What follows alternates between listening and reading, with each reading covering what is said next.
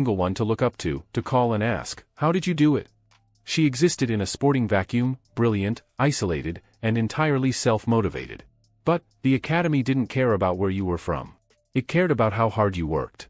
And from the beginning, the staff at Manacor understood they had something rare on their hands.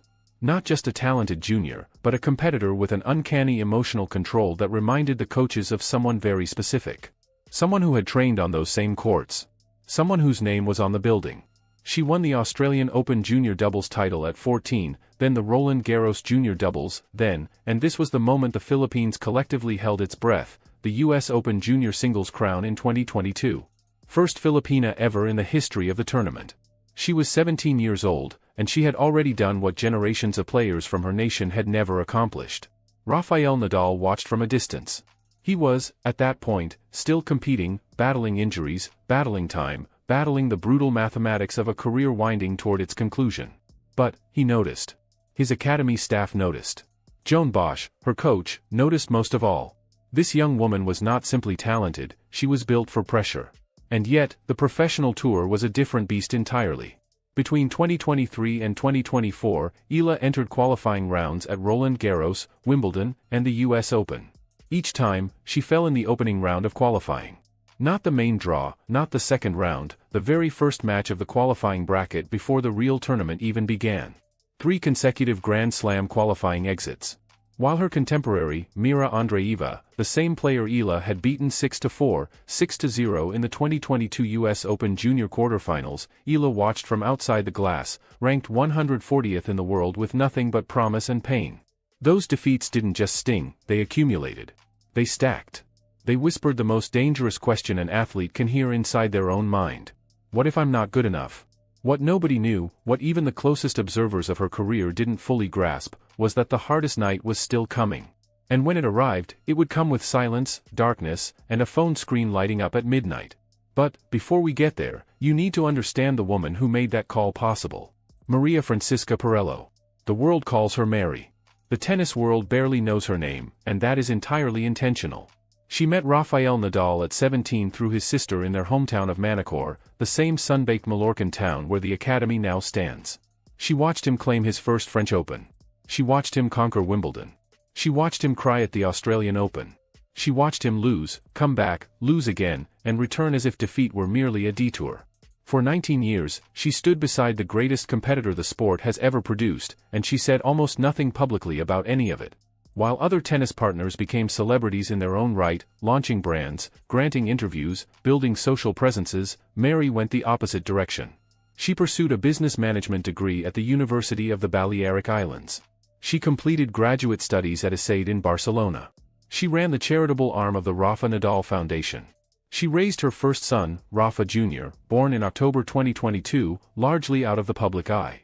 And in August 2025, she welcomed her second son, Miguel, named for her late father who passed away in April 2023, while the world only found out days after the birth. This is a woman who guards privacy like a fortress, who understands that silence is a form of power, who watched her husband absorb the pressure of being the best in the world for 2 decades, and learned deeply, personally, what it costs a human being to carry that weight alone.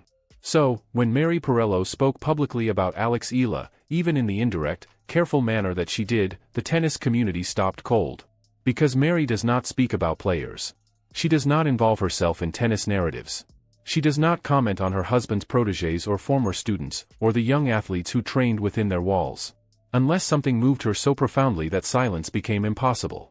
In a rare, candid moment during a foundation event in Mallorca, captured by a Spanish journalist and shared across social media within hours, Mary was asked about Rafa Nadal's academy's most celebrated graduate, about Alex Eala's spectacular 2025 season, about what it meant to the academy family.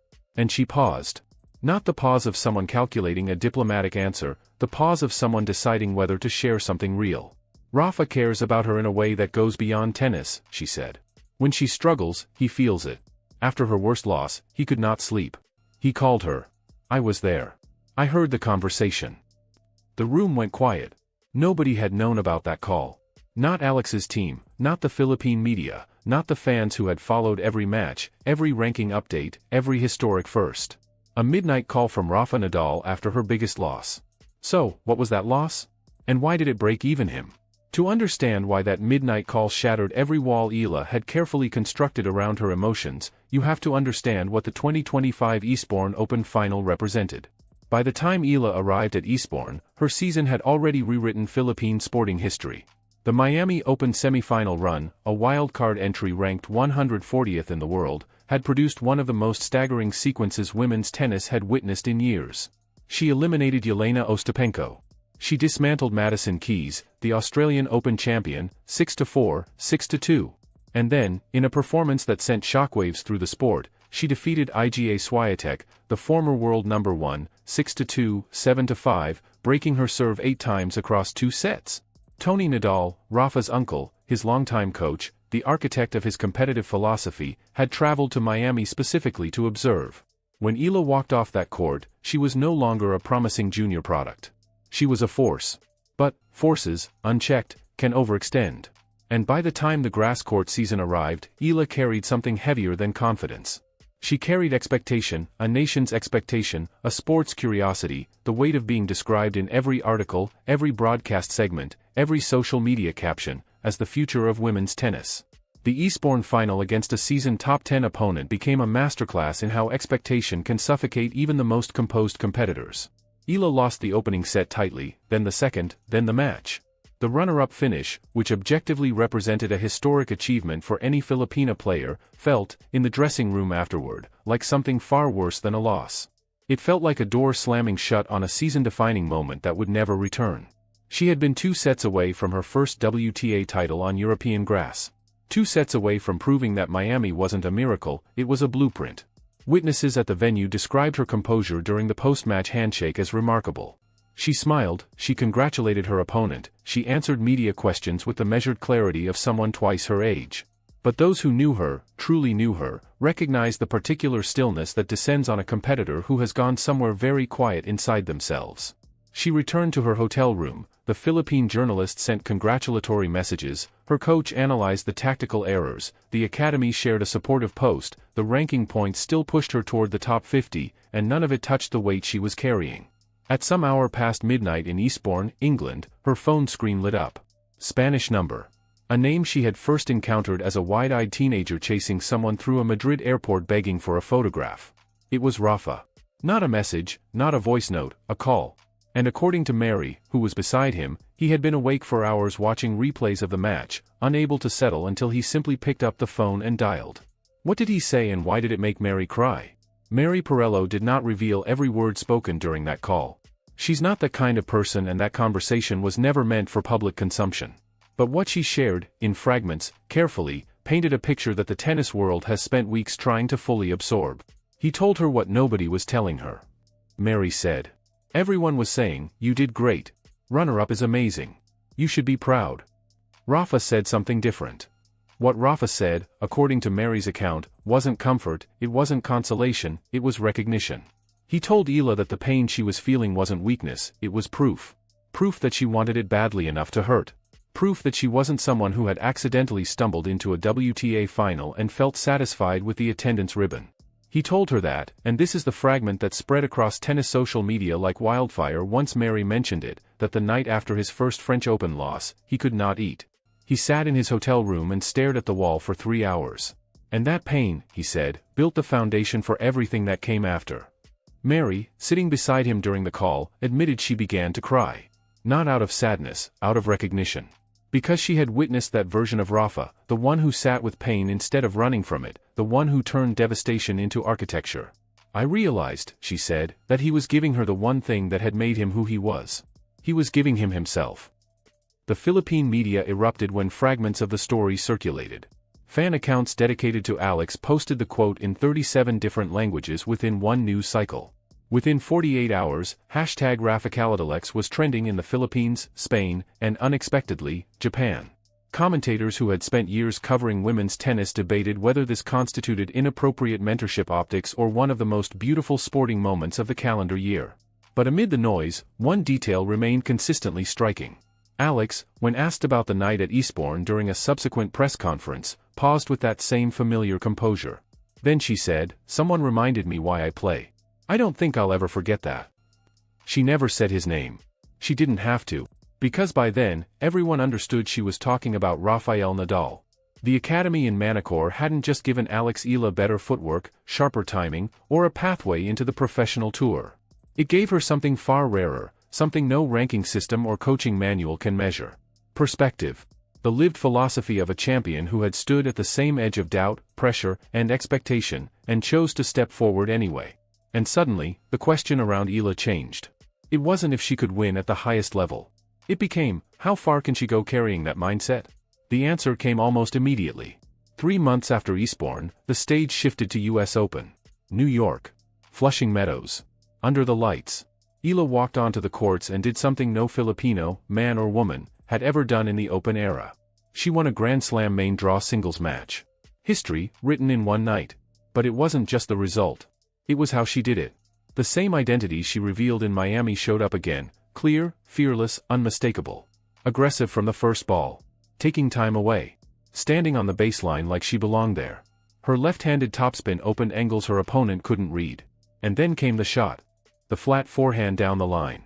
The exact shot Rafael Nadal had spoken to her about during training in Manacor, the one he had broken down, adjusted, refined in a session she would later call unforgettable. This time, it wasn't just technique.